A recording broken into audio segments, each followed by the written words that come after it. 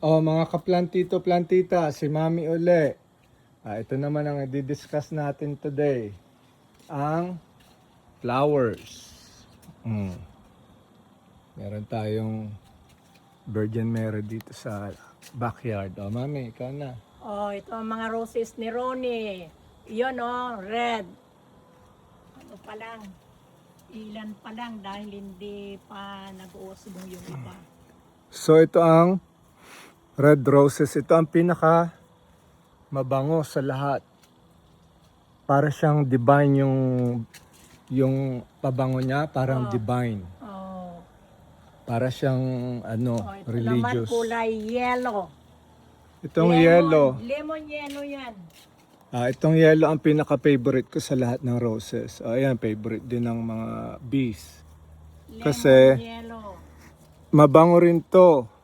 Ang problema, madali itong mamatay sa araw. So pag umaraw ng napakainit, laglag ka agad. Yellow ang unang namamatay pag nainit.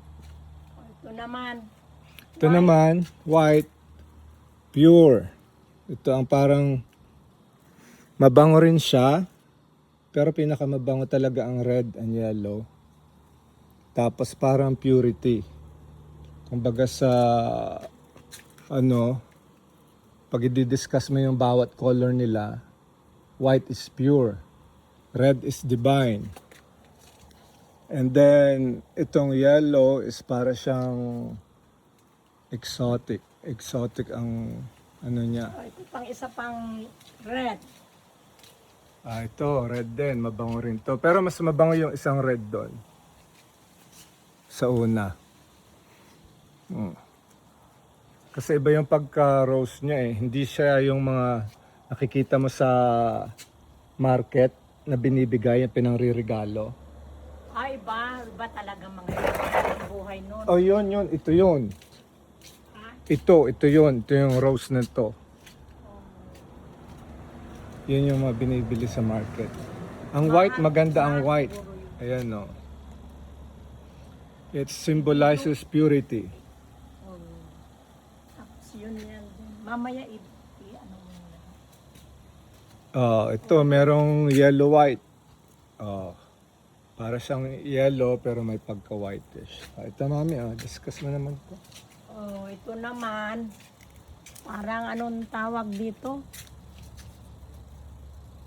Rose din yan. Oo nga, pero yung... Mix ng pink and white. So maganda siya. May tawag sila dyan, yung iba-ibang kulay eh. Para siyang, kung ibibigyan mo ng pangalan to is parang yung teenager na dalaga Batik-batik. na maporma, ganun. Maporma siya, very attractive. Kasi pink and yellow pinagsama eh. White. Yellow ba yan o white? White. I mean, White. pink and white. Oo. Pink. Tapos ito naman yung yellow. Anong tawag mo dito? Sa sunflower ba to? Hindi. Ang sunflower malalaki. Hmm. Parang wild flowers Daisy. mga yan eh. Daisy ba to? Hindi. Hindi rin daisy. Hindi. Parang mga wild lang yan. Ayan, marami tayo dito ang iba-iba rin. Oo, meron pa yan. So maraming flowers dito ang kakaiba. Halos ito kinolekta pa. natin lahat. Ito pa. Ito, ayan, maganda rin, Hindi pa yan namulaklak lahat. Hindi pa namumulaklak lahat. Ayun, pag namulaklak siyang Ito. lahat, magiging ganito siya. Yan. Ito naman, another kind of rose. Parang orange na... Orange na parang may burning, red. parang burning fire. Oh, Parang yung bright red. bright red, yung alam mo, pag yung siga, yung fire nga. Para siyang fire ang color. Orange na parang nasusunog. Ayan. So maganda rin siya. Ay, ang dami ngayon na blooming sila ngayon. Blooming, parang kay mami daw. Ito pa. Ayan. Ito, ewan ko, hindi ko na alam lahat ng mga Yeah, basta ito. flowering plants dito. Iba-iba. Ito pa. Ito maganda rin. Ito ang pinaka-attractive sa bees. Ito ang palaging pumapasok yung bees dyan sa Kulay loob. purple. Ayun.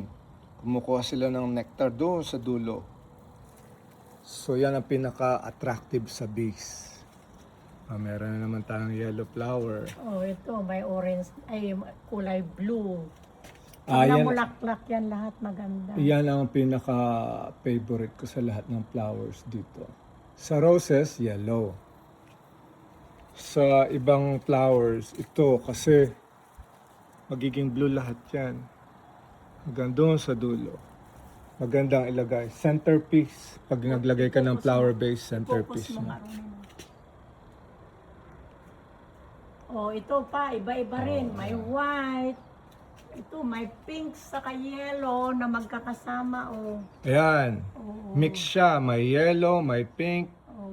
may white. So kakaiba to. Parang yung mga bugambilya na inano siguro yan, green up. Ito yung binigay ni Glo na tinanim ko 3 years ago. Ngayon, ang ganda na. So maganda tong klase ng puno ng rose na to. Kasi bibigyan ka ng pink, yellow pink, white. Oo nga, ano, iisang sanga. Oo, yung iba parang reddish, may orange. So isang ano lang yan, isang puno. Pero ang daming iba-ibang klaseng Walang color. ganyan si Glo. Binigay niya to sa akin. Oo nga, pero wala siyang ganyang buhay. I think pag yung pinaglapit-lapit mo yung mga roses, Cross-pollination. nagko-cross-pollinate, nag-iiba-iba na ang kulay. Ito pa, Ronnie, ang ganda nito, oh. Ayan. Fuchsia pink. Parang Ayan. fuchsia pink. Yan ang fuchsia na. Oo. Ito ang magandang pangregalo. Oo. Kasi hindi lang siya red na red. Tulad nung red lang talaga. May pagka-pinkish na. Fuchsia pink yan, ganyan. Ito, maganda siya. Tapos magaganda long stem. Saka pag namulaklak siya, kumpol. Oo. Oh. Ito naman, red na red. May butterfly dito palagi. Saka may dragonfly. Marami ditong iba-ibang flowers kasi kinolect ko lahat. Ayan, meron na namang pink doon. Ito yung red na pinangriregalo. Ito ang pinakamabango. Ba't wala Divine. dito yung cutter mo? Kukuha ako ng kwan. Wala yung cutter mo dito naman ang mga talbos ng kamote ni Ronen. Dami. Oh, ayan. Oh. Oh. Mga Oh, kapitbahay. sobra. Oh. Alam niyo ba kung magkano ang isang talbos ng kamote dito na isang big kiss? Magkano, mami? Yeah, $4, ganyan. $4. Depende pag marami na. O kukuha ako pang kumamaya. I-vlog mo rin tong mga bayabas dito, mami. Mamaya sige, ito naman, marami ring bayabas si Ronnie. Iba-iba. So lahat ng bayabas na iba-ibang klase, kinolekta ko from all over the world. Ito Mexican. Tapos ito pink, ruby. Ito naman seedless Taiwan. Ito ang malalaki to, saka seedless na kulay puti. Ito naman kulay pink. Yan, kulay pink yung ano niya, laman. Yan, namimitas na si mami. Oh. Ito is another kind of guavas. Strawberry guava ang tawag. Maliliit. Tapos pag kinagat mo, kulay pula yung nasa loob. Super tamis. Maliliit siya pero sobrang tamis. Parang strawberry katamis. Kaya strawberry guava ang tawag dyan. Ito naman is guava na pangbakod. Hindi pa namumunga. 3 years na, wala pa rin. Oh, ang dami na nakukuha ni mami. Oh, dahil pa dito. Doon sa harap, mami, kasi sumusobra na yung... Kumuha na ako dyan sa harap. Ito. Ito naman, ito ang pinakamalaking uri ng guava. It's called kilo guava. Ang isang guava niya is 1 kilo. Kaya tinawag na kilo guava. Then Malaysian guava. Then Filipino guava yung andyan sa harap. Meron kaming mint.